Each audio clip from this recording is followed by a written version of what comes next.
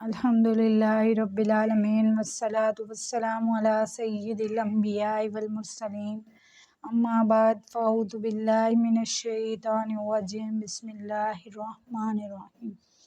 میری طرف سے تمام ناظرین کو السلام علیکم ورحمۃ اللہ وبرکاتہ۔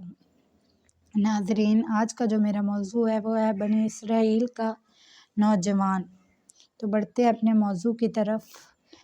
بنی اسرائیل میں ایک نوجوان تھا جس کے حسن کا ہم پلہ کوئی نہ تھا۔ یہ ٹوکریاں بیچا کرتا تھا۔ ایک دن وہ ٹوکریاں لیے گھوم رہا تھا کہ ایک عورت نے کسی بادشاہ کے یہاں سے نکلی۔ جب اسے دیکھا تو دوڑی ہوئی اندر گئی اور شہزادی سے کہا، میں نے ایک ایسے نوجوان کو ٹوکریاں بیچتے ہوئے دروازے پر دیکھا ہے، ایسے خوبصورت آدمی کبھی نظر نہیں آیا۔ شہزادی نے کہا، اسے بلا لاؤ۔ اس نے باہر نکل کر اس نوجوان سے کہا، اے نوجوان، اندر آؤ، ہم بھی خریدیں گے۔ جب داخل ہوا نے دروازہ بند کر لیا، پھر وہ دوسرے دروازے داخل ہوا، اس طرح 3 دروازوں میں داخل ہوا۔ اس نے دروازے بند کیے، پھر شہزادی سینہ کھولے ہوئے اس کے سامنے آئی۔ اس نوجوان نے کہا، اپنی ضرورت کی چیز خرید لو، میں جاؤں۔ اس نے کہا، ہم نے اس کے خریدنے کو نہیں بلایا بلکہ نفس کی حاجت پوری کرنے کو بلایا ہے۔ اس نے کہا، خدا سے ڈرو۔ اس نے کہا، اگر تو ایسے نہیں کرے گا تو میں بادشاہ سے کہوں گی کہ تو غلط ارادے سے میرے گھر گھس آیا تھا۔ اس نے اسے بہت نصیحت کی مگر وہ نہ مانی۔ اس نوجوان نے کہا، مجھے بیت الخلاء جانا ہے۔ شہزادی نے لونڈی سے کہا، اس کے واسطے چھت پر انتظام کر دو جہاں سے یہ کسی طرح بھاگ نہ سکے۔ وہ چھت زمین سے 40 گز اونچی تھی۔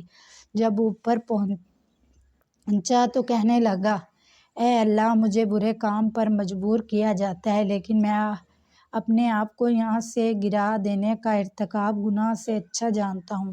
پھر بسم اللہ کہہ کر چھت سے کود پڑا۔ اللہ تعالیٰ نے ایک فرشتہ بھیجا جس نے اس کا بازو پکڑ کر زمین پر کھڑا کر دیا۔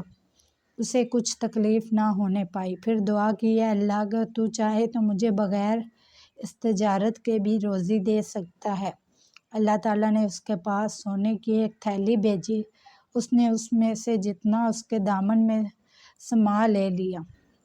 کہا، الہی، اگر یہ میری دنیا کی روزی ہے تو اس میں مجھے برکت دے، اور اگر اس کے بدلے میرا آخرت کا ثواب کم ہو جائے گا تو مجھے اس کی ضرورت نہیں۔ آواز دی گئی، یہ ایک حصہ ہے اس صبر کا جس کا تو نے چھت پر سے گرتے وقت اختیار کیا تھا۔